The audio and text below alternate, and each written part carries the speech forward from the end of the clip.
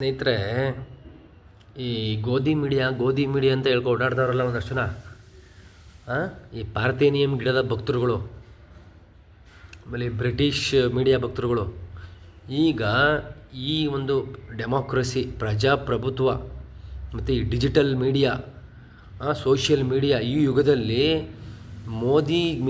ಮೋದಿ ಅವ್ರಿಗೆ ಮೀಡಿಯಾನ ಇಷ್ಟು ಸ್ಟ್ರಾಂಗಾಗಿ ಕಂಟ್ರೋಲ್ ಮಾಡೋ ಶಕ್ತಿ ಇದೆ ಅಂದಮೇಲೆ, ಇವೇನೂ ಇಲ್ಲದೇ ಇರೋ ಕಾಲದಲ್ಲಿ ಬ್ರಿಟಿಷ್ ಅವರು ನಮ್ಮ ದೇಶವನ್ನು ಯಾವ ಥರ ಕಂಟ್ರೋಲ್ ಮಾಡಿರ್ಬೋದು ಉಪಯೋಗಿಸ್ಕೊಳ್ಳಿ.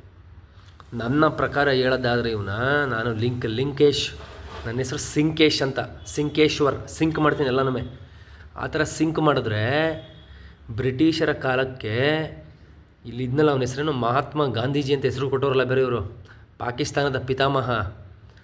ಆ ವೈನ್ನೇನೆ ಈ ಬ್ರಿಟಿಷವರು ಮೀಡಿಯಾ ಥರ ಉಪಯೋಗಿಸ್ಕೊಂಡವ್ರೆ.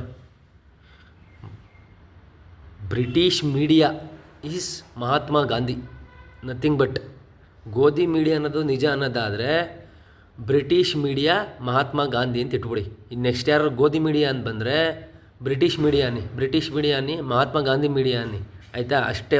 ಜಾಸ್ತಿ ಅವ್ರಿಗೆ ಎಕ್ಸ್ಪ್ಲೈನ್ ಮಾಡೋಕ್ಕೆ ಹೋಗಲೇ ಬೇಡಿ.